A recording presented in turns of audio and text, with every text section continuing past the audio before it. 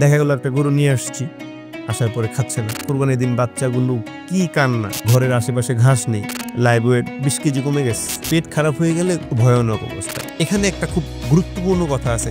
এখন প্রচন্ড গরম,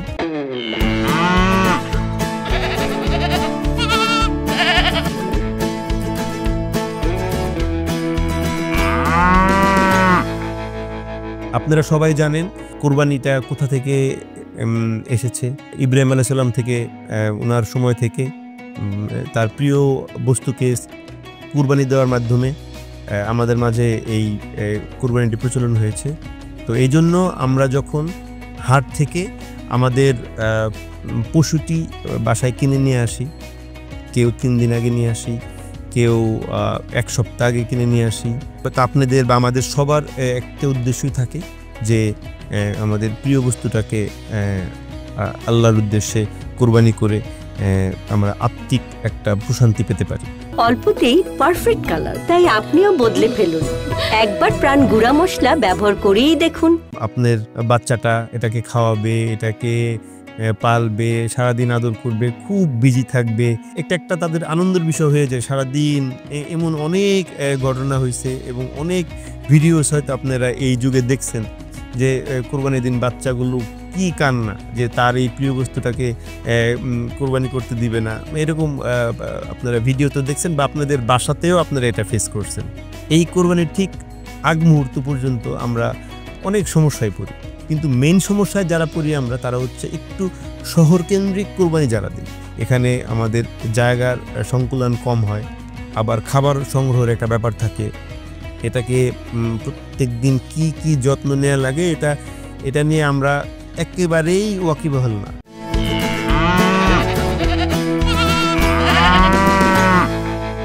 দেখা গেল একটা গরু নিয়ে আসছি, আসার পরে খাচ্ছে না, কি খাওয়াবো? ওই খামারি বা ওই কৃষক কি খাইয়েছে, এই কৃষকটা থেকে একটা ফোন নাম্বারটা নিয়ে আসলাম। ফোন নাম্বারটা নিয়ে আসলে আমি পরে জিজ্ঞেস করতে পারলাম যে আমরা আসলে এই গরুটাকে আসলে কি খাওয়ান। আর তা না হলে বিশাল সমস্যা পড়ে যাওয়া লাগে। আপনার ঘরের আশেপাশে ঘাস নেই, এখন দেখা গেল ওই গ্রামের লোকটা দুব্বা ঘাস খাইয়ে এটাকে পালছে, কিন্তু আপনি শহরে দুব্বা ঘাস পাইতেছেন না, পাইলেন চাষ করা ঘাস, খাবে না। তাও গ্রামের মানুষটা কুড়া ভুসি খাওয়াইছে, আপনি খাওয়াবেন সয়াবিন, খাবে না। তো এইরকম অনেক ধরনের প্রবলেমে আমরা পড়ি। যদিও আমরা শখ করে আমাদের বাচ্চাদের জন্য, নিজের জন্য এই গরু বা ছাগলগুলো একটু আর্লি স্টেজেই আর্লি বাসায় নিয়ে আসি, কিন্তু খাওয়া দাওয়ার এই প্রবলেমের কারণে এটা আমার চোখেও দেখা। আমি গত বছরও আমি যেখানে শিক্ষকতা করি ঠিক ওই বিল্ডিংটার সামনেই 4টা গরু একটা হাট থেকে ওই ভদ্রলোক প্রায় 20 লাখ টাকা খরচ করে গরুগুলো নিয়ে আসছে। আমি প্রথম দিন যেই গরুগুলো দেখলাম একেবারে চোখে দেখার মতো এটা ড্রাস্টিক্যালি এটার ওয়েট লুজ করতে থাকছে। তো এটা মেন কারণই হচ্ছে যে সারা বছর ভরে এই গরুগুলো যে পালে তার মতো করে যত্ন করতে পারা যায় না, তো তার মতো করে খাবারটা দেয়া যায় না। এখন এটা পালে কে? মেনলি যদি আপনি 4টা-5টা গরু কিনে নিজে কোরবানি দেওয়ার জন্য, সেক্ষেত্রে আপনার বাড়ির নিচে যেই কেয়ারটেকার থাকবে, দারোয়ান থাকবে, তারা পালবে।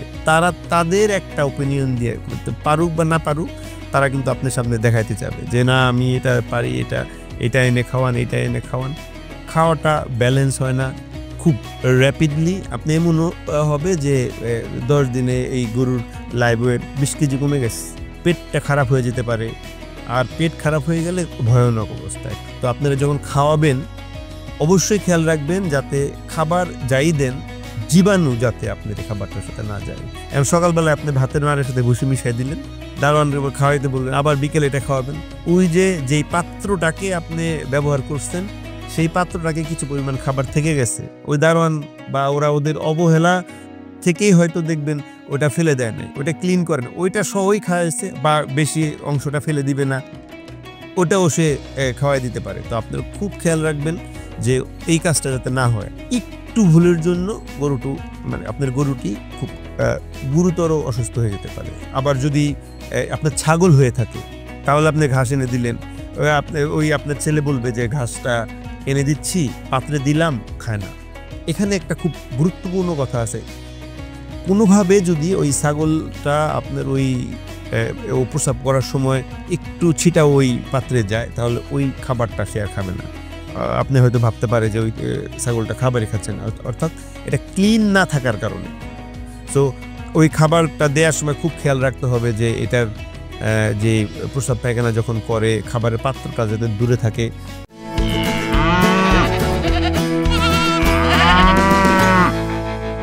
এখন প্রচণ্ড গরমের মধ্যে এই দেশের খামারি অনেক যত্নের মধ্যে থাকার পরেও অনেক গরু অনেকভাবে খবর আসে যে হিট স্ট্রোক করে মারা যায়। আমাদের মানুষ যেমন হিট স্ট্রোক করে, গরুও হিট স্ট্রোক করে। সো এখানে খুব খেয়াল রাখবেন ও যাতে খোলামেলা একটা অবস্থায় থাকতে পারে, অন্যথায় যাতে একটা ফ্যান ওর জন্য ব্যবস্থা করানো যায়। আর খুব বেশি যেটা দরকার, দিনে 3 থেকে 4 বার পর্যন্ত আপনি গরুটাকে গোসল করাতে পারেন। খুব সকালে আপনি গোসল করাতে পারেন। সকালে যদি গোসল করান ও খুব ভালো ফিল করবে, তখন খাওয়া দাওয়াটা করবে। তারপরে আপনি গরম বুঝে 3 বার বা 4 বার পর্যন্ত এটাকে আপনি গোসল করিয়ে দিবেন, এবং প্রত্যেকবার গোসল করার সময় 15 থেকে মিনিমাম 15 মিনিট সময় নেবেন, 20 মিনিটও নিতে পারেন ওর গাটা ঠান্ডা করে দেওয়ার জন্য। সম্ভব হলে একটা ম্যাট দেওয়া যেতে পারে। একটা বাজারে একটা ম্যাট কিনতে পাওয়া যায়, গরুর ম্যাট পাওয়া যায় 500 টাকা থেকে উপরে, অনেক দাম 1000 টাকা, 1200 টাকা, 1500 টাকাও আছে। যদি খুব হেভি গরু হয়, মানে ভারী গরু, মোর দেন 500 কিলো যদি হয়, সেক্ষেত্রে আপনি একটা ম্যাট কিনে দিতে পারেন। ওই ম্যাটটাতেও থাকবে, তখন আপনি এখান থেকে ওর প্রস্রাবটা গড়িয়ে পড়ে যাবে, ওর গোবরটা ক্লিন করতে আপনার খুব সহজ হবে। তো এই জায়গাটাতে আপনি যদি খেয়াল রাখেন, ও খাওয়া দাওয়াটা স্বস্তি নিয়ে করতে পারলে, ওই যে আপনি অনেকদিন আগ পর্যন্ত যে গরুটা কিনে নিয়ে আসবেন, ড্রাস্টিক্যালি যে ওয়েটটা লস করে সেটা হবে না, এটা আপনারা নিশ্চিত থাকতে পারেন। আর বাজারে অবশ্যই তো ভুসি কিনতে পাওয়া যায়, এটা নর্মালি গরুর খুব প্রিয় খাবার। আপনারা ভুসিটাই খাওয়াবেন, সাথে অন্য কোনো কিছু না দিয়ে।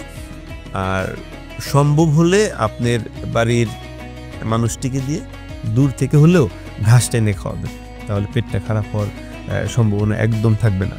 গরুর স্কিনে যদি আপনি হাত দিয়েও হাত বুলিয়ে দেন, ওরা একটু কমফোর্ট ফিল করে। এক্ষেত্রে আপনি যেটা করতে পারেন, আমাদের যে হ্যান্ড ব্রাশ থাকে, মাথায় এই এক ধরনের চিরুনি থাকে, এই কমগুলো কিনে নিয়ে যদি আপনি গরুর পিঠে, ছাগলের পিঠে আপনি এটা একটু অল্প আলতো করে ব্রাশ করে দেন, ওরা খুব এটাতে আরাম পায়। সবচেয়ে যে ইম্পর্টেন্ট ব্যাপার সেটা হচ্ছে আপনি এই গরুটার খুব ক্লোজ যেতে পারবেন। ওকে যদি আপনি একটু আলতো করে ব্রাশ করে দেন, দিনে 2 বার বা 1 বারও যদি করেন, ওর সারা বডিটা, স্পেশালি গলার নিচের অংশটা যদি আপনি আদর করে দেন, তাহলে আপনি এই গরুটা থেকে, মানে গরুটার কাছে যেতে পারবেন। অনেক গরু আছে যে একটু এগ্রেসিভ, অর্থাৎ রাগ দেখায়, ও ঢুস মারতে চায়, লাথি মারতে চায়। সেক্ষেত্রে আপনি যদি একটু ওই হাত দিয়ে আদর করেন, ব্রাশ করে দেন, কম করে দেন, তাহলে এই গরুটাকে আপনি খুব ইজিলি এর বসে নিয়ে আসতে পারবেন। অর্থাৎ আপনার সামনে, আপনি গরুটার সামনে চলে যেতে পারবেন, এবং এর সাথে আপনার একটা খুব আত্মিক সম্পর্ক গড়ে উঠবে, যে সম্পর্কটা খুব দরকার কুরবানির আগে। এটা ইজিলি আপনি তার কাছে চলে যেতে পারবেন। গরু হাট থেকে কিনে বাসায় আনা পর্যন্ত আপনাদের যেই গরুটার খাওয়া দাওয়ার বা যত্নার্থী কী করা লাগবে, সম্পূর্ণটা আপনাদের আমি বুঝিয়ে বলতে পেরেছি। আশা করি আপনাদের উপকারে আসবে। ধন্যবাদ।